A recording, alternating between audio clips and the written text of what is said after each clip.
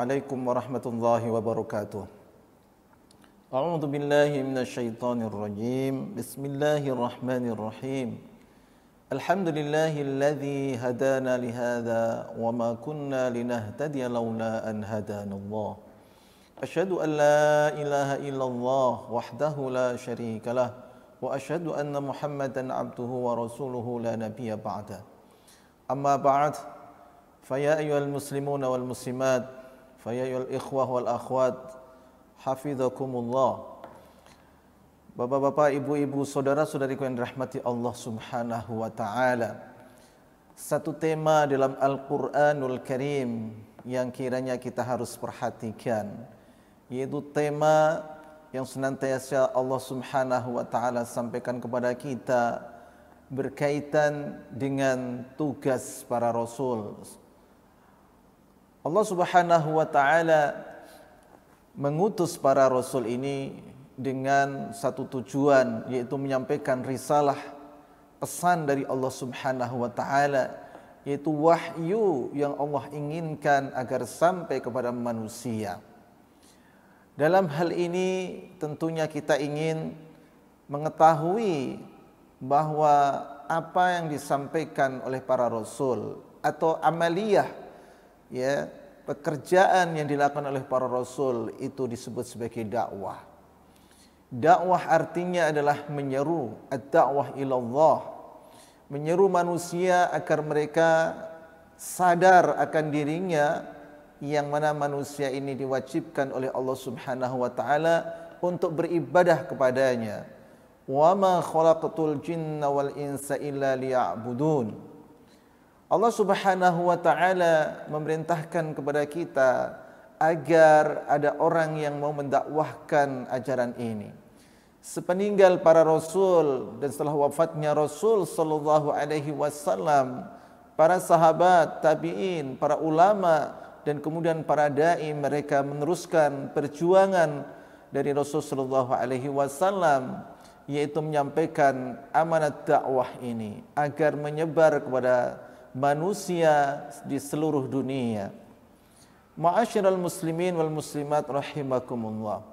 Maka pentingnya di sini kita ingin menyampaikan faidah atau fadilah dari orang yang menyampaikan risalah Allah Subhanahu wa taala yang disebut sebagai dai.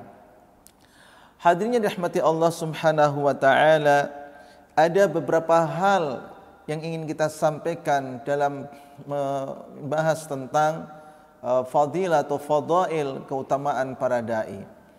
Yang pertama, kalau ditinjau dari tema-tema yang disampaikan, maka para dai ini adalah sungguhnya mereka menyampaikan ucapan yang terbaik yang kemudian dilaksanakan baik oleh dirinya maupun orang yang mendengarnya, yang mengikutinya. Allah Subhanahu wa taala berfirman, A'udzu billahi minasyaitonir rajim. Wa man ahsanu qawlan mimman da'a ila Allah wa 'amila shalihan. Dan siapakah yang lebih baik perkataannya dibanding orang yang da'a ila Allah, menyeru kepada manusia agar kembali kepada Allah Subhanahu wa taala. Wa man ahsanu qawlan mimman da'a ila Allah wa 'amila shalihan, dan kemudian dia mengamalkan, mengerjakan kebaikan-kebaikan.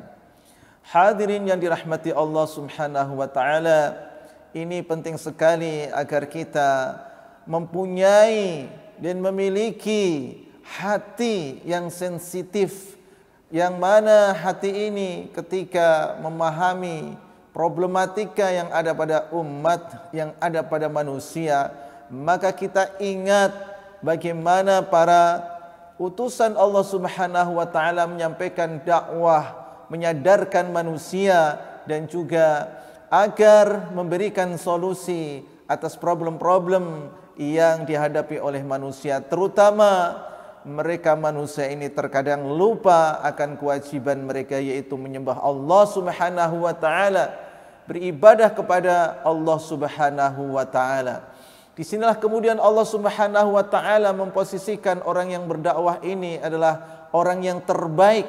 Bahkan Allah Subhanahu wa taala bertanya kepada kita, dan tentunya pertanyaannya adalah pertanyaan retorika, yang mana kalau kita disuruh untuk mencari orang-orang yang selain posisi dai ini, maka kita tidak bisa mencarinya. Yaitu pertanyaan Allah, siapakah yang lebih baik perkataannya dibanding para dai ini? Dan mereka juga melaksanakan amal-amal baik. Artinya kedudukannya sangat tinggi. Artinya adalah jangan sampai kita termasuk orang-orang yang tidak mau berdakwah kepada Allah. Bahkan jangan sampai kita memusuhi para dai yang menyeru kepada manusia untuk sadar kepada Allah Subhanahu wa taala. Itu yang pertama. Yang kedua adalah tugas yang diemban oleh para dai ini sesungguhnya adalah tugas para rasul. Salah seorang yang menyampaikan syair kepada kita mengatakan, ya, kadal muallimu an yakuna rasula, hampir-hampir seorang guru itu adalah seperti para rasul. Artinya dikarenakan tugasnya adalah menyampaikan pesan, menyampaikan ilmu, menyampaikan risalah dari Allah Subhanahu wa taala. Ya, seorang guru ini seakan-akan seperti para rasul yang mana mereka menyampaikan amanat dari Allah Subhanahu wa taala. Addal amanah wa nasuhal ummah, menyampaikan amanah dan juga menasihati umat ini. Itulah tugas dai. Sekalipun pasti tugas itu sangat berat, terkadang mereka mendapatkan hambatan, rintangan, dan juga gangguan, kadang-kadang ancaman dan teror.